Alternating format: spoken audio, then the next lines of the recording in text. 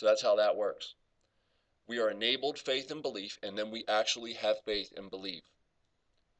And if God, in judgment, which he is totally righteous and perfectly not wrong to allow you to go your own way because you love sin, he's not making you love sin, you love it. He doesn't have to make anybody love sin. We love it from the womb. And you can just look at your life from when you were a little kid. You can't deny that fact, that you have a love for sin. And if God gives you over to your love for it, you just go after it hard. Drugs, thievery, lying, whatever it is, you go after. Your love for money, it doesn't matter what the sin is. You love darkness and you go after it. I love darkness and I go after it until God says, that's enough.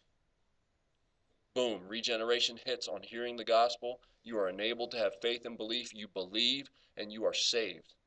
And it's a one-time, boom, event. And then starts a process of sanctification and growth, which is hopefully what we're all experiencing in here. Okay? All right, we still have time to do Romans 11, it looks like. So let's do that, because I do want to get through some of this. So the partial hardening that comes upon Israel in verse 25, which is what started that whole conversation, which I think needed to take place. I do not want you to be ignorant, brothers, so that you do not be conceited. He's talking to Gentiles in this. Israel has experienced a hardening in part until the full number of Gentiles has come in, and so all Israel will be saved. I believe that's referring to when all the Gentiles come in that are supposed to come in. A hardening is going to be lifted from Israel, from the Jewish people, and they're going to see Jesus. And you remember it's prophesied that they will look on him whom they've pierced and mourn. They'll see him, and they'll be like, oh my goodness, we missed him for however many thousands of years. It could be another 1,000 years. It could be the year 3000 when this hardening is lifted. It could be 2011, 12, 13. It could be next month. It could be. I mean, it could happen tonight. The hardening could be lifted. All it takes is the last Gentile in the number to come in. And boom, the hardening's lifted, and there's going to be a mass conversion of Israel. And then I believe the end's going to come, and I can't flush out all those details for you, but I do believe that that's biblical. Okay, so Romans 11, let's look at 16. What he's arguing in here, okay, is there's Gentiles and there's Jewish people. The hardening has come upon the Jewish people so that Gentiles could be saved. Let me see. Here it is. It's verse 11. I asked them, did Israel stumble so as to fall beyond recovery? Not at all. Because of their transgressions, salvation has come to the Gentiles. Okay, so because Israel is rejected, and you can see this in the book of Acts, the Jewish people reject Jesus and the gospel goes out to the Gentiles. And Paul goes into the synagogue first every time he preaches the gospel, and he's persecuted, and what's the result? He goes to the Gentiles. And that happens over and over and over again. And so this passage is true when it says Jewish rejection equals salvation for the Gentiles all the time. You can go to Acts 13, Acts 28. You could go all over Acts and look at Paul talking to the Jewish people, seeking to have them believe. When they reject, he then turns to the Gentiles, and they believe. That's why. We're told why the hardening has come on Israel. It's for Gentile belief. And then as soon as he's done with the Gentiles, Israel comes back into the picture. So now he's going to argue for this fact, and that's what verse 16 is. He says this, if the part of the dough offered as first fruits is holy, then the whole batch is holy. If the root is holy, so are the branches. Okay? We do have to do some Old Testament looking for a second, but here's what this is basically saying.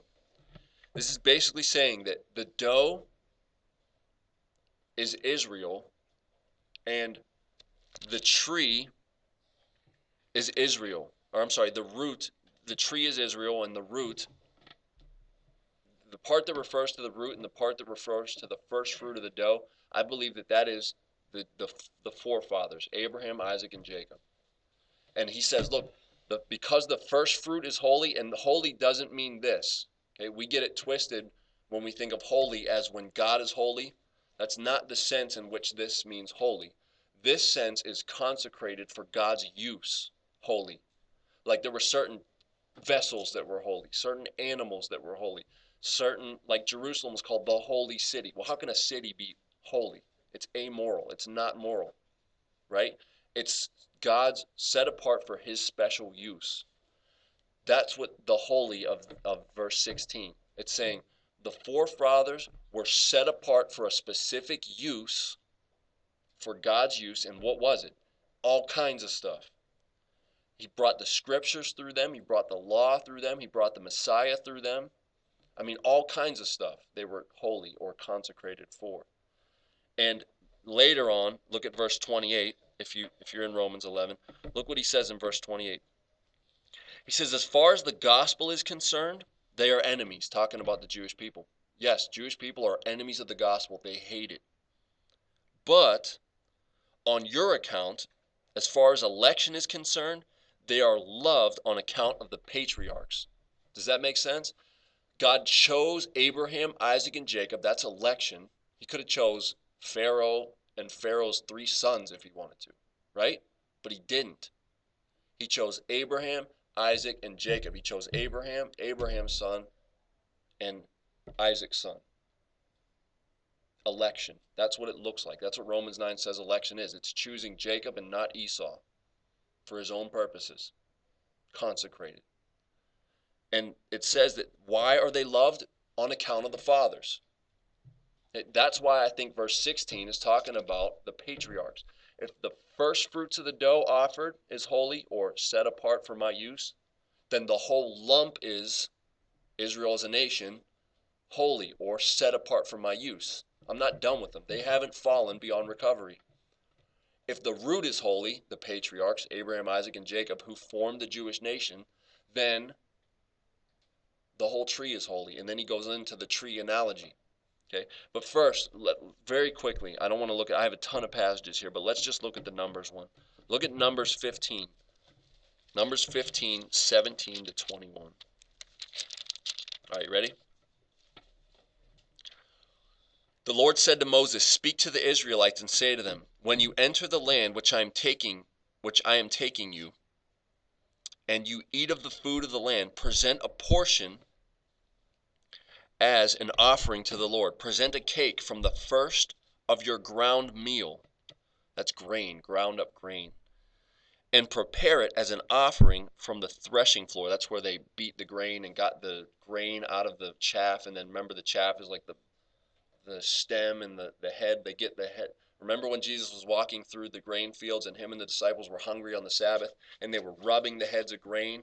Remember that? And the Pharisees jump out of the weeds and they're like, you're working on the Sabbath. That's the idea, right? They were hiding and they're waiting for him and we got you, right? It's almost like that's the idea. Okay? What they're doing is they didn't have roads back then and there was paths through fields. That was the roads, and you could actually walk legally through people's fields and you were allowed to pick and eat.